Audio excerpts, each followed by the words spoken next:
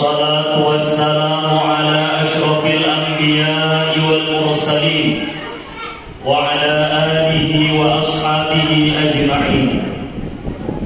قال الله تعالى في كتابه الكريم: أعوذ بالله من الشيطان الرجيم. بسم الله الرحمن الرحيم. وإنك لعلى خلق عظيم. وقال النبي صلى الله عليه وسلم: إنما بعثت لأتمم مكارم الأخلاق. صدق الله العظيم وصدق رسوله النبي الكريم، ونحن على ذلك من الشاهدين والشاكرين، والحمد لله رب العالمين. Yang kami muliakan para alim ulama, tokoh-tokoh agama, tokoh masyarakat yang berkesempatan hadir pada malam hari ini. Yang kami muliakan segenap aparatur pemerintah yang berkesempatan hadir pada malam hari ini, serta bapak-bapak, ibu-ibu tamu undangan yang berbahagia. Puji syukur kita aturkan kehadiran Allah Subhanahu wa Ta'ala, yang mana pada malam hari ini kita masih diberikan kesehatan oleh Allah, sehingga kita dapat berkumpul di Masjid Hidayatul Muslimin ini dalam keadaan sehat walafiat. Mudah-mudahan perkumpulan kita malam hari ini mendapat pahala di sisi Allah Subhanahu wa Ta'ala. Amin ya rabbal alamin.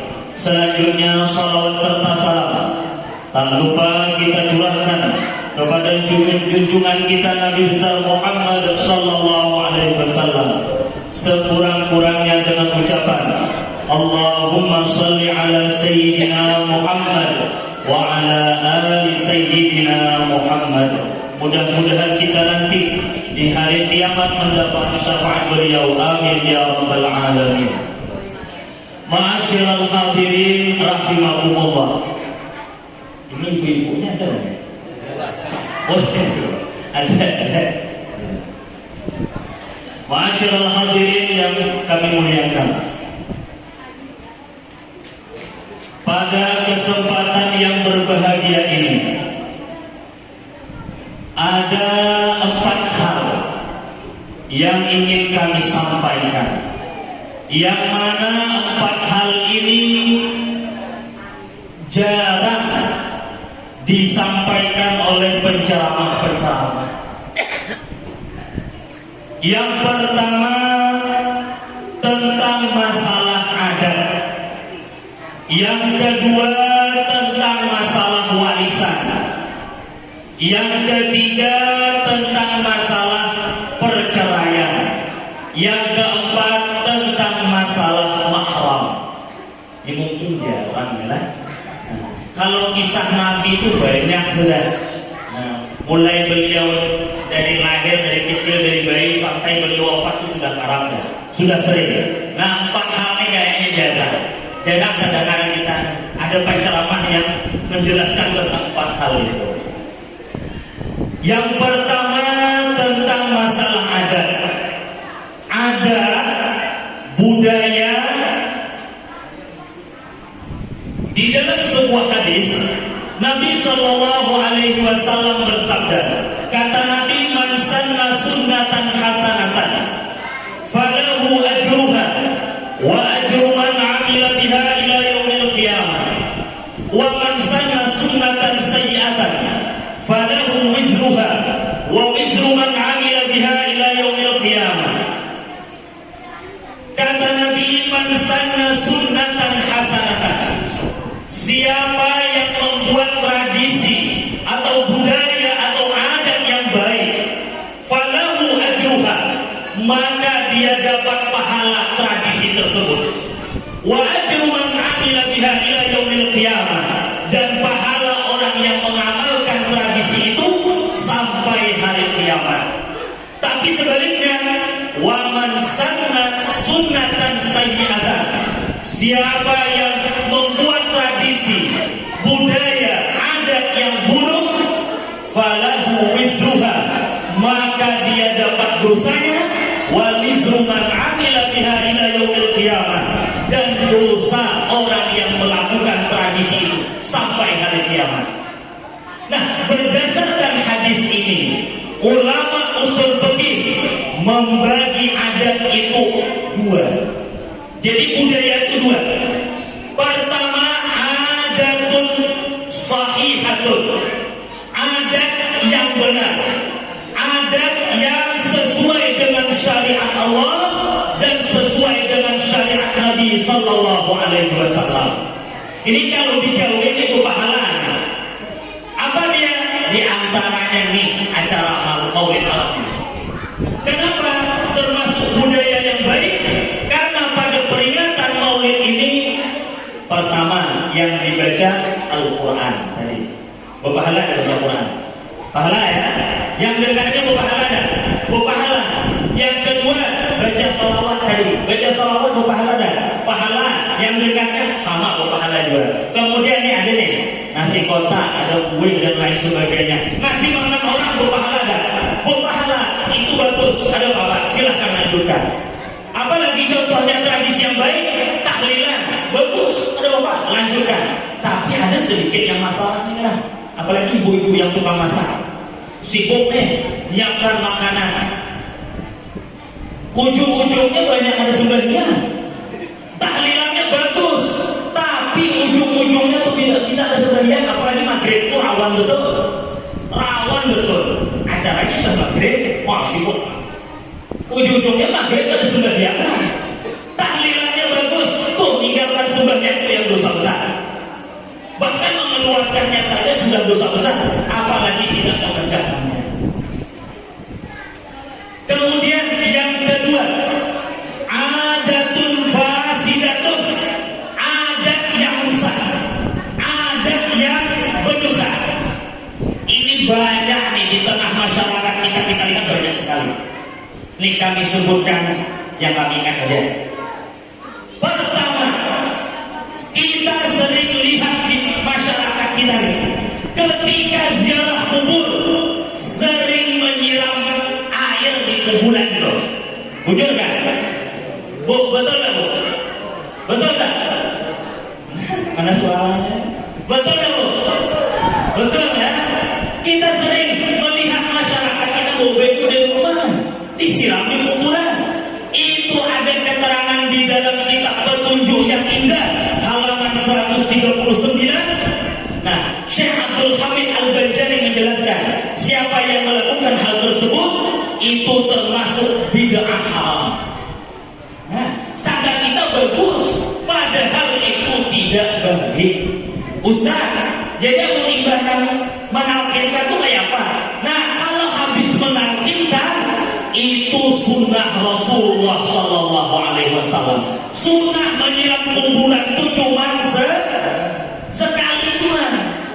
Adapun setelah itu kalau mau ziarah jangan lagi menyiram kuburan. Ini sering kita dapat ini. Sering betul. Sakit kita bagus nyiram habis siram.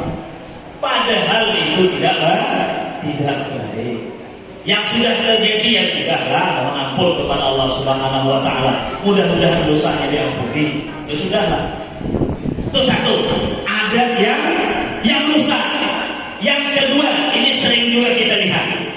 Ketika jenazah mau dibawa ke kuburan di dalam keranda, itu kadang ada tuh sebagian keluarganya masuk di bawah dengan keranda. Ada kan? Ada ya? Itu tak boleh juga. Itu ada penjelasannya di kitab Manhajul Istiqomah. Waktu kami ngaji sama Tuan Guru Kiai Haji Hasan Ashari, itu ada di situ. Kan sakanya bagus lalu lalang di bawah keranda tuh, padahal tidak baik. Nah, jadi jangan lagi kan. Bila ada keluarga yang lihat, tak usah lagi lalu lalang di bawah tuh, bila langsung aja di bawah kuburan. Paham ya?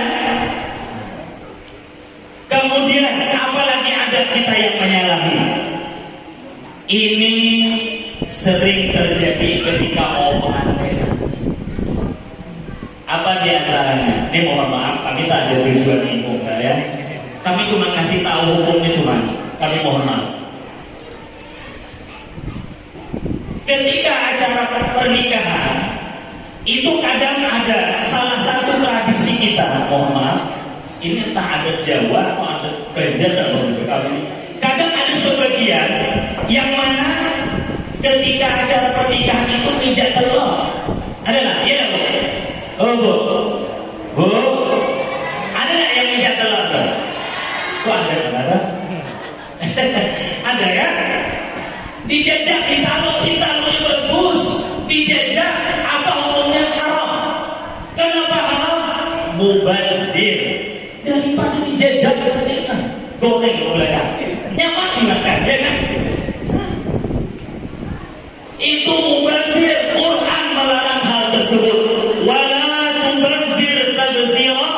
Jangan engkau berlaku mubazir. Innal mubazirin kanu ikhwana syayatin. Sesungguhnya orang-orang yang mubazir itu temannya syaitan. Nah, mubazir bagusnya ditaruh di jejak. Tak usah lagi adat-adat yang tak bagus itu dibuangi. Apalagi di antara contohnya adat yang rusak. Ini kadang ada nih, pas pengantin keluar rumah mau dibawa ke pelaminan. Itu dihamuri beras kuning Pak, di mana? Oh, pas keluar rumah. Allahumma sholli ala sayyidina Muhammad. Betul? Itu salawatnya bagus, tapi itu hambur-hambur tuh ada bagus. Boleh nggak hambur beras? Boleh nggak hambur beras? Enggak kan? Beras berbusnya dihambur, diganti aja lah tradisi hambur beras tuh. Diganti duit yang menyala itu, yang 100.000 tuh mah. Dikira ada kumpul kan mantap. Ya Allah sholli ala Muhammad. Nah, bukan lagi lo ngilang duit. Diganti aja. Yang asalnya beras ganti aja duit, tapi jangan duit peng masih karena kawan-kawan. Ya duit 20.000 nggak, kalau untuk anak-anak duit 5.000 jadi ya diganti aja. Nah, diganti aja, dilipat-lipat duit 5.000 ya ampun, tidak masalah, tidak apa. Nah daripada beras tadi nanti ngebazir. Saya kasihan orang bayar itu untuk nangis beras sebenarnya. Jangan lagi aneh-aneh itu. Apalagi di antaranya adat kita yang rusak nih. Kadang-kadang ini kita lihat sering, kita lihat. Ada mandi pengantin berdua. Ya lah, betul lah. Ya bu, betul lah. Mandi pengantin berdua tidak biasanya. Ini pengalaman bapak-bapak. Biasa mandi berdua. Mandi pengantin itu kalau mau sendiri-sendiri aja. Mempelai laki-laki ya di rumah laki-laki, mempelai perempuan ya di rumah perempuan. Jangan dia mengambil dua, ini belum halal. Maka pengantin baru ini hampirnya Masya Allah bisa 200 pol. Uang bahaya tuh. Padahal dia belum halal. Jadi kalau mau ya sudah mandi masing-masing aja. Tidak apa-apa. Mau pakai air Yasin silakan. Mau pakai air yang 30 juz Quran itu ya juga silakan. Tidak masalah. Itu tentang masalah Jadi ingatkan loh, kalau yang sudah terjadi itu ya sudahlah. Nah, sudah tahu hukumnya janganlah lagi apa tadi? Jangan lagi bawa air ke kuburan. Tuh pas ziarah tuh, ziarahnya bagus, tidak apa-apa silahkan. Bahkan kalau hari Jumat luar biasa pahalanya. Kuntu nahaitukum an ziaratil kubur kata Nabi. Dulu aku larang kalian untuk ziarah kubur. Al-ana fazuruha. Sekarang silahkan ziarah kubur. Kenapa? Fa innaha tudzakirul maut, karena ziarah kubur itu mengingatkan tentang kematian. Inna lillahi wa inna ilaihi raji'un. Itu bakal balik semua nanti. Ma'asyiral hadirin yang kami muliakan. Masalah adat sudah. Yang kedua tentang masalah warisan. Ini banyak juga yang ikut. Kami mohon maaf ya, kami tak ada maksud apa-apa. Kami cuma jelaskan kemana. Warisan itu ada ilmu khusus yang membahas tentang tersebut. Apa dia? Ilmu faraid namanya. Itu ilmu tentang masalah warisan. Warisan itu wajib hukumnya dibagi. Jadi jika ada salah seorang keluarga kita meninggal meninggal dunia, maka kalau dia ada harta, wajib hukumnya dibagi. Mana dalilnya? Di dalam kitab Bulughul Maram, Rasulullah SAW bersabda, kata Nabi, alhiqul fara'idha bi ahliha, berikanlah harta warisan itu kepada ahlinya, kepada ahli warisnya. Itu Nabi yang nyuruh. Tapi kadang kita ini penyakitnya sering menunda-nunda membagi warisan. Padahal menyegerakan membagi warisan itu hukumnya sunnah. Ketika keluarga kita ada yang meninggal, kita selenggarakan jenazahnya. Setelah itu kita cari hutang piutangnya, ada nggak? Kalau ada, bayar. Ingat, hutang piutang itu bukan hanya kepada makhluk, tetapi juga kepada Allah. Kadang mohon maaf, ini banyak kadang kalau sudah garing, sudah sakit parah, tak sembahyang lagi. Padahal menurut hukum fikih, sembahyang itu hukumnya wajib madama aqluhu sabitan. Maka aqluhu sabitan, selagi akalnya masih ada. Selagi akalnya masih ada, sembahyang itu wajib. Ini yang sudah sakit, sudah garing, parah, kan sembahyang lagi. Padahal itu mesti keluarga yang meringankan yang garing itu. Kami, nenek kami, sekitar 2 tahun yang lalu meninggal dunia, pas bulan Syawal kemarin, tanggal 29. Itu waktu nenek kami itu sakit parah. Kami tawarin, nek mau dak ke rumah sakit? Tak usah lah, kata nenek. Ngalih aku nak sembahyang, banyak aku nak sembahyang. Kenapa di rumah sakit ngalih? Susah untuk ada anak di mana-mana kan, belum lagi kencing berserang dan lain sebagainya. Kata nenek kami, biarlah kami jadi rumah jelas, biar kami di rumah aja. Kenapa? Biar mudah sembahyang. Nah, ketika dia tak mampu lagi berwuduk sendiri, mama kami yang mewudukkan. Diwuduk. Pas akhir-akhir hayat itu kami ingat, meninggalnya habis asar. Jadi pas masuk waktu asar itu kami tanya, nenek mau sembahyang enggak? Bungkut ini. Bungkut. Bercakap tidak? Tapi bungkut. Diwuduk kita memungkinkan lagi. Nah, kita yang mengumumkan kayak apa mereka? Jadi kalau tak bisa tayamum, tak bisa wudu, maka sembahyangnya tanpa wudu, tanpa tayamum. Itu sembahyang lihurmati waqti. Nah, sembahyang menghormati waktu. Jadi kami hadapkan ke kiblat pas gomerek, tutupi aurat, langsung sembahyang. Habis sembahyang asar, beliau meninggal dunia. Jadi ingatkan, bila ada keluarga kita yang sakit parah, itu usahakan sembahyangnya dijaga, jangan dibiarkan. Kenapa? Karena sembahyang itu luar biasa. Karena kata Rasulullah SAW, awwalu ma yuhasabu bihil abdu yaumal qiyamah as-shalah. Amal seorang hamba yang pertama kali dihisab di hari kiamat adalah sholat.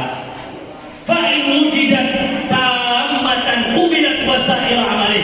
Kalau sembahyangnya wujud, maka sholatnya diterima dan amal yang lain juga diterima. Tapi sebaliknya, wa in wujidat naqisatan, kalau sembahyangnya bermasalah, apalagi kalau ada sembahyang, ruddat wasail amalih, sembahyangnya ditolak, amal yang lain juga ditolak. Jadi sembahyang itu dijaga bujur-bujur. Dijaga bujur-bujur. Karena itu termasuk tanda-tanda orang husnul khotimah. Jadi itu sembahyang itu dia dijaga betul. Kemudian masalah warisan ini, kalau dilambat-lambatkan, itu sering bakal terjadi sesuatu yang tidak diinginkan. Kami pernah membagikan warisan keluarga. Jadi ada paman kami meninggal. Ketika meninggal dunia, rupanya dia ini memegang warisan dari mamanya dulu. Warisan mamanya tak dibagi, dia yang megang sampai dia meninggal. ketika dia meninggal, keponakannya ini nuntut sampai-sampai nak berkelahi gara-gara tentang warisan. Jadi ingat, membagi warisan dengan segera, dipercepat, itu hukumnya sunnah. Tapi selesaikan dulu tentang masalah utang piutang. Kalau ada wasiat, ya wasiat dilaksanakan, baru dibagi warisan. Ini kadang ada yang bilang nih, belum lagi kering kuburan kuitan sudah berbagi warisannya adalah, nah ini kada paham. Karena asal ada yang meninggal, dia punya harta, otomatis hartanya itu untuk ahli waris. Nah kemudian membagi warisan itu kalau bagi rata boleh nggak? Ini sering kadang orang bagi rata, boleh nggak? Boleh nggak? Oh, boleh nggak bagi warisan rata? Misalnya nih, ada yang meninggal, harta warisannya kebun 100 baris misalnya, boleh nggak dibagi rata? Ahli warisnya misalnya berlima, kalau 100 baris kan 20 baris orang, boleh nggak? Boleh nggak? Boleh. Tapi dengan catatan seluruh ahli waris setuju. Dengan catatan seluruh ahli waris setuju. Kalau di antara ahli waris ada yang tidak setuju, satu jadi tidak setuju, maka mesti menggunakan ilmu faraid. Ilmu faraid itu ada ketentuan khusus. Ahli warisnya pun ada. Ahli waris itu banyak sebenarnya. Ahli waris perempuan ada 10, ahli waris laki-laki ada 15. Banyak buku limasnya. Karena kita ini tahunya anak, istri, suami, bapak, apalagi sampai itu ibu. Padahal banyak ahli warisnya. Ahli waris laki-laki itu 15. Ibnun, anak laki-laki. Anak laki-laki dari yang meninggal. Misal begini. Ada seorang Buddha misalnya, beranak, lalu dia menikah sama perempuan. Nah, dari pernikahan itu tidak dikaruniai anak. Lalu si Buddha ini, si laki-laki yang punya anak ini meninggal dunia. Otomatis kan di antara ahli warisnya istri kan. Nah, istri itu dapatnya berapa? Istri itu kalau ada anak dapat 1/8, sekalipun bukan anak dia. Itu kan bukan anak dari istri kan? Itu anak dari suami. Begitu juga kebalikannya. Misalnya ada seorang perempuan punya anak lalu menikah sama laki-laki, meninggal si perempuan ini, si laki-laki itu kan suami statusnya. Nah si suami itu dapat 1/4 kalau ada anak, sekalipun bukan anak dari suami itu. Tapi kalau anak tiri itu bukan ahli waris. Saya ulangi lagi nih, anak tiri bukan ahli waris. Jangan ngaku-ngaku jadi ahli waris. Ini kalau boleh ngaku jadi waris. Kami pernah ditanya waktu ngajar di PHI, Ustaz, apa? Kami mau nanya, nek kakek kami itu punya 2 istri. Istri pertama dan istri kedua. Kami ini cucu dari istri pertama. Ketika nenek kami meninggal, nenek kami yang cewek meninggal, istri pertama itu meninggal. Ketika meninggal, istri kedua ngaku-ngaku jadi ahli waris. Padahal itu bukan ahli waris. Gimana Pak jalurnya? Istri pertama sama istri kedua bukan ahli waris. No. Anak laki-laki. Siapa lagi? Ibnu-ibnin, cucu laki-laki dari anak laki-laki. Waris. Jadi ingat, yang ahli waris itu cucu dari anak laki-laki, baik cucu laki-laki atau cucu perempuan. Adapun cucu dari anak perempuan, sekalipun cucu laki-laki, itu waris. Jangan ngaku-ngaku, aku ini cucunya. Betul, cucunya. Tapi cucu dari jalur mana? Jalur anak laki-laki kan? Atau jalur anak perempuan? Kalau jalur anak laki-laki, ahli waris. Tapi kalau dari anak perempuan, bukan ahli waris. Itu ingatkan tuh. Jangan ngaku-ngaku jadi ahli waris. Tak bisa basing-basing kita nentukan, mesti bertanya kepada yang ahlinya. Kalau ditunggangi yang pakarnya Tuan Guru Kiai Haji Hasan Basri, itu beliau pakarnya. Atau yang agak muda sedikit, Tuan Guru Kiai Haji Abu Amal Adani, itu pakar faraid itu. Karena jarang ada tuh yang mendalami ilmu faraid itu, jarang ada yang bisa, karena agak sulit hitung-hitungan masalah faraid itu agak sulit. Nah, kemudian tentang warisan ini, pernah dengar nggak tentang masalah gunung ini? Bu, pernah dengar nggak tentang masalah gunung ini? Gunung ini itu apa? Gunung ini itu harta bersama. Bersama. Nah, harta bersama itu maksudnya harta yang diperoleh ketika pernikahan. Misal ada sepasang suami istri menikah tahun 2000. Sekalinya pas 2024 lakinya meninggal. Itu berapa tahun ke masa pernikahannya? Sekitar 24 tahun. Nah, harta yang didapat selama 24 tahun itulah harta bersama. Adapun harta bawaan itu tidak termasuk harta gonong ini. Contoh, suaminya sebelum menikah sama istri bawa harta 10 juta. Istrinya juga begitu, sebelum menikah sama suaminya membawa harta 15 juta. Maka yang 10 juta sama 15 juta tidak termasuk harta bersama.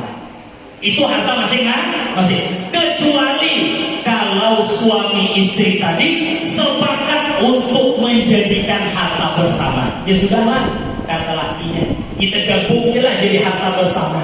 Yalah, kata bininya. Nah, maka harta tersebut jadi harta bersama.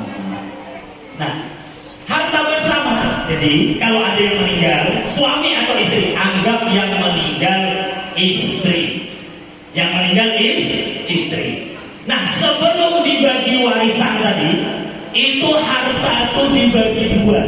Ini ada ketentuannya di kompilasi hukum Islam di Pengadilan Agama pasal 97. Ada ketentuan tentang masalah gunung ini itu. Jadi sebelum dibagi warisan, harta itu dibagi dua dulu. Separuh untuk yang hidup, separuh untuk yang meninggal. Anggaplah harta warisannya 100 juta. Jadi dibagi dua dulu. 50 juta untuk yang hidup, suaminya tadi, karena yang meninggal istri. Kemudian 50 juta untuk yang meninggal. Nah, yang jadi pertanyaan kan gini, ketika istri meninggal kok dibagi warisan, sementara yang kerja bapak-bapak, betul ya? Bapak kan yang kerja kan? Ibunya kerja, Bu, ibu kerja enggak, Bu? Oh. Ya. Ibu kerja enggak, Bu? Tidak ya? Yang kerja laki ya? Nah, memang betul, yang kerja itu suami, tapi ibu itu kerja di rumah. Nyuci piring siapa, Bu? Nah, nyuci piring istri. Nyuci baju siapa? Istri. Masak nasi istri. Nyapu rumah istri. Ngurus anak istri. Padahal itu semua nyuci baju, nyuci piring, ngurus anak, ngurus rumah, itu semua adalah tugas suami.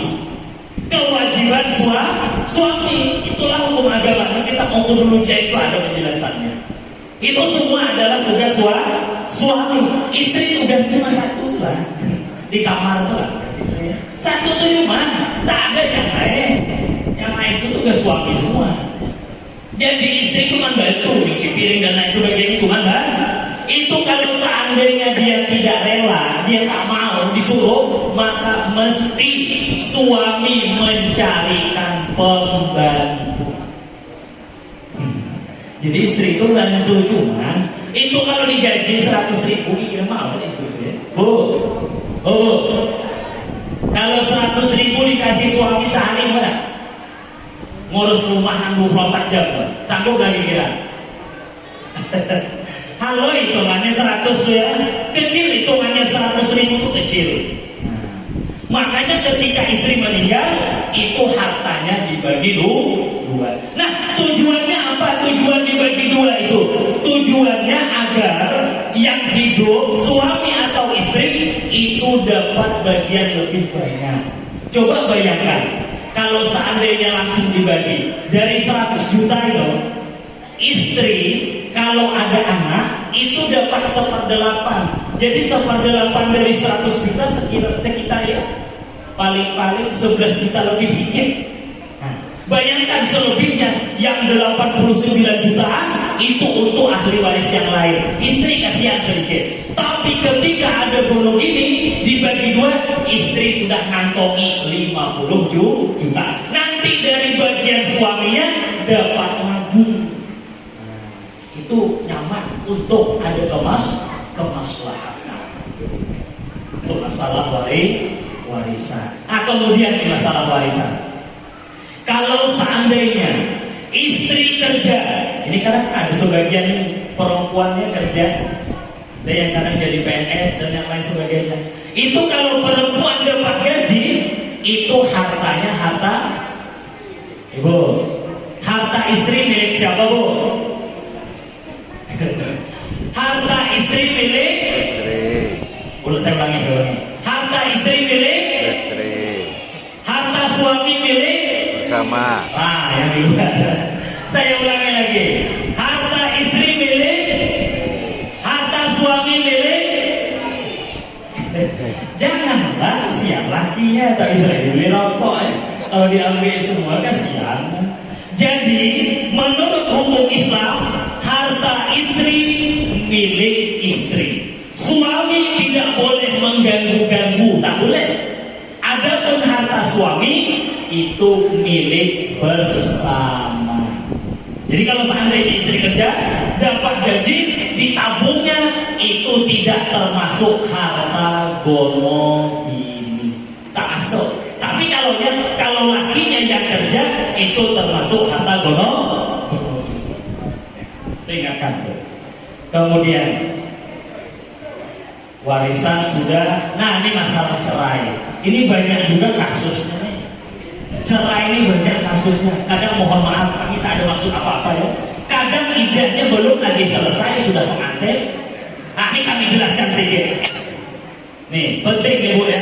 Karena yang beriddah ini istri, suami tak ada. Pagi meninggal, bininya sore pengantin pulang ya, silakan, tidak apa-apa. Tak masalah, tak ada hambatan.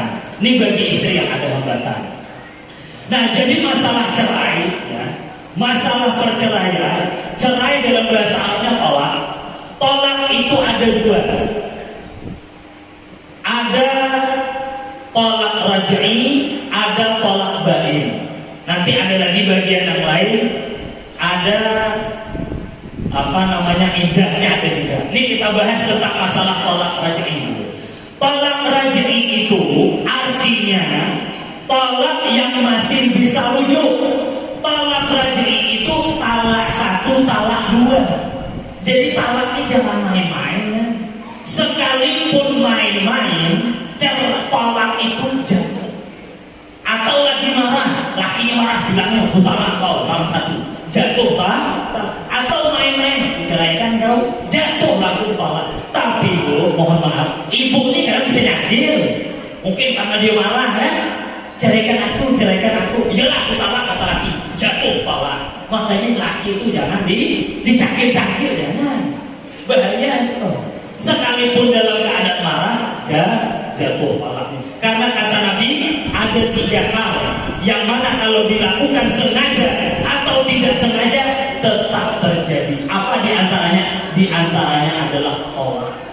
Tolak itu sengaja, tidak main-main, kan ada kan? Itu jatuh. Ini hati-hati betul masalah tolak. Makanya tolak itu suami yang beda. Karena suami ini akalnya panjang, kalau ibu tuh akalnya pendek. Akal, makanya dalam kitab tuh perempuan tuh dijelaskan kurang akal. Tapi apa tahu ya? Perempuan tuh kurang akal. Saya ulangi lagi. Perempuan tuh kurang, jangan kata perempuan tuh kurang akal.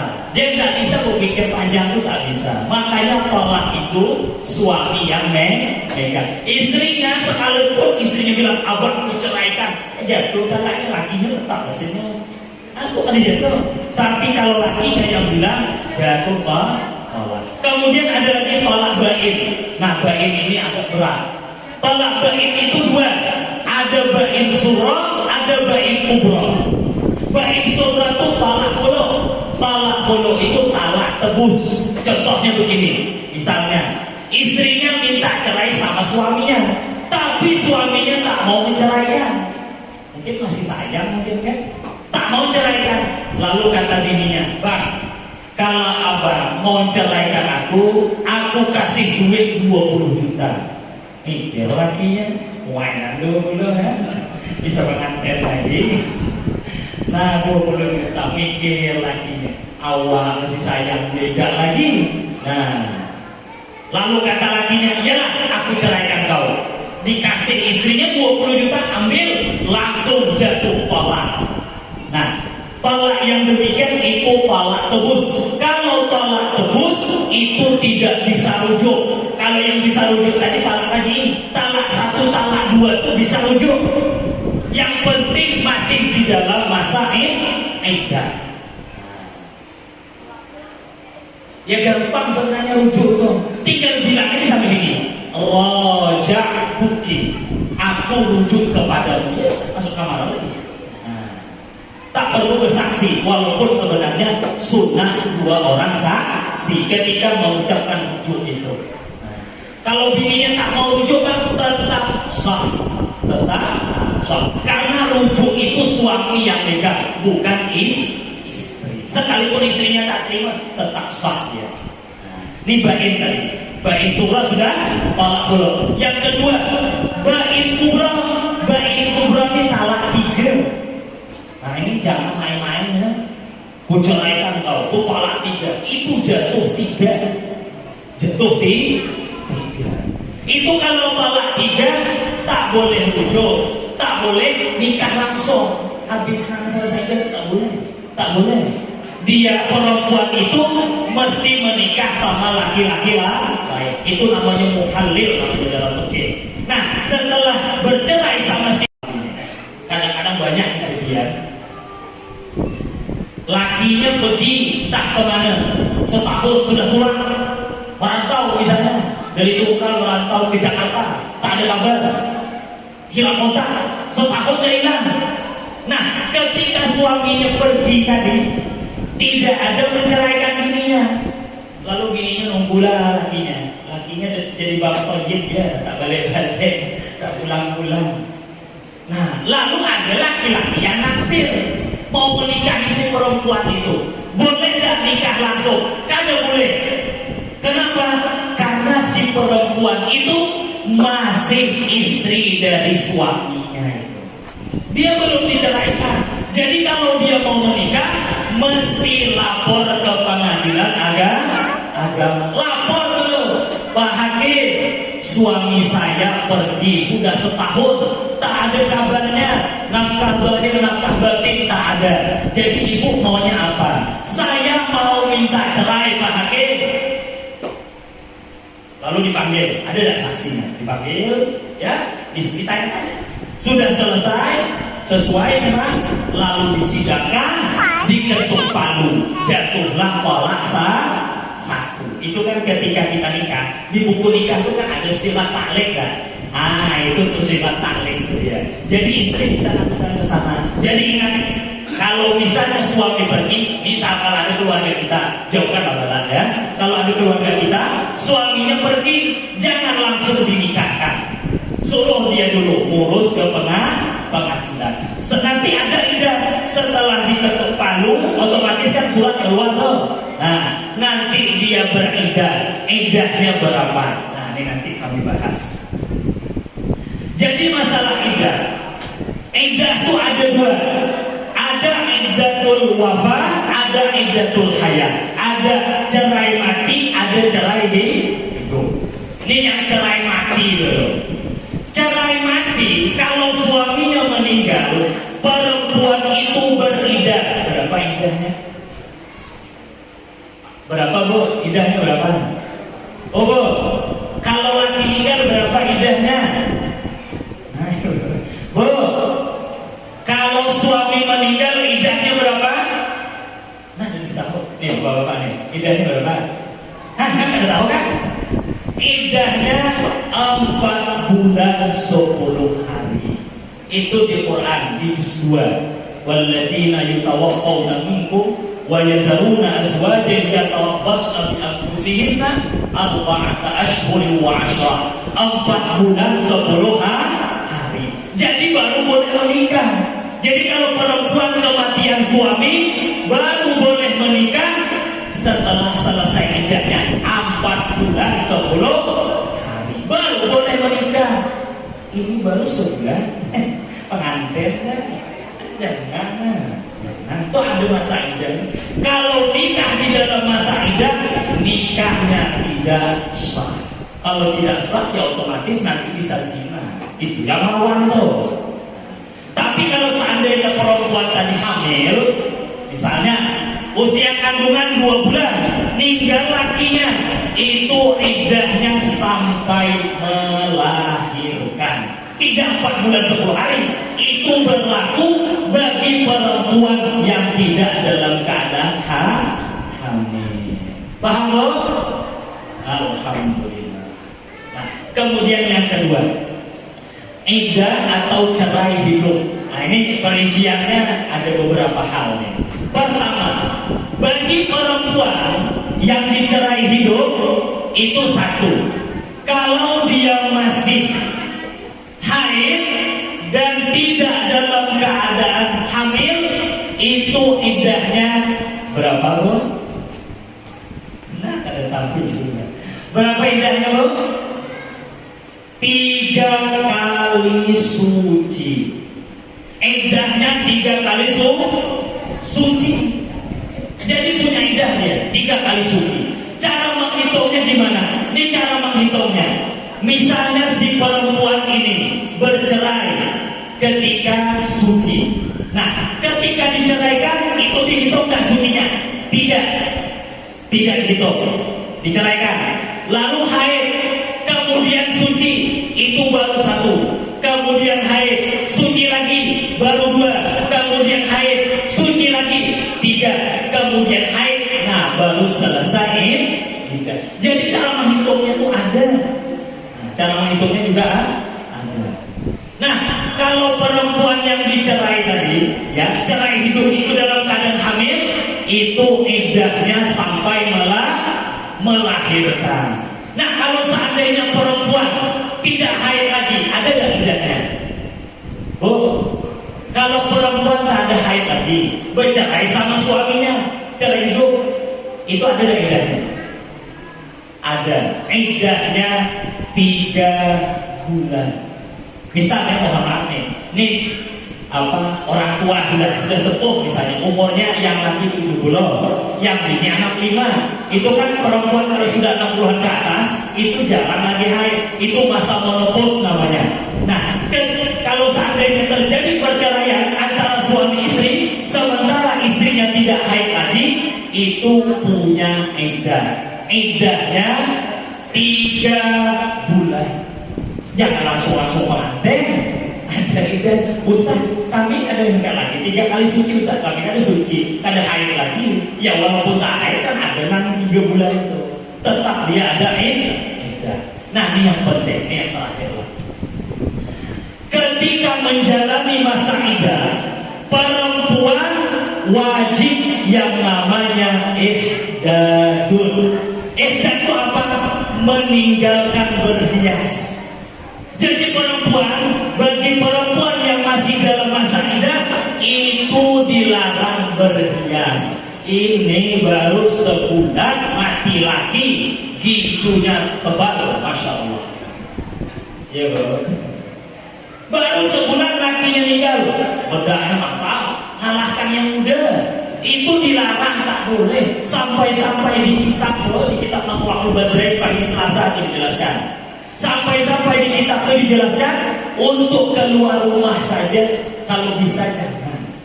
Ketika masa iddah, kecuali kalau dia ada hajat, misalnya beras habis atau mau beli lauk, mau beli sayur, ya silakan. Atau misalnya perempuan tadi kerja, ya silakan, nggak apa-apa. Itu hak aja. Bajunya pun diatur, bajunya tak boleh, colok-colok itu tak boleh. Ini bajunya warna merah, menyala ya. Nah, hambang warna kuning jangan. Kalau mau baju-baju yang warna-warna kalem, misalnya warna hitam, kan kayak kalem, tapi hitamnya jangan kurang yang manik-manik. Ini begini-begini rambutnya, jangan juga. Ini baju-baju yang sederhana saja, warna-warna kalem, nah, warna coklat misalnya. Jangan warna-warna yang kuat itu jangan. Ma'asyiral hadirin rahimahullah. Nah, jam 10 sudah. Demikian yang dapat kami sampaikan, kurang lebih kami mohon maaf. Akhir kalam, assalamualaikum warahmatullahi wabarakatuh.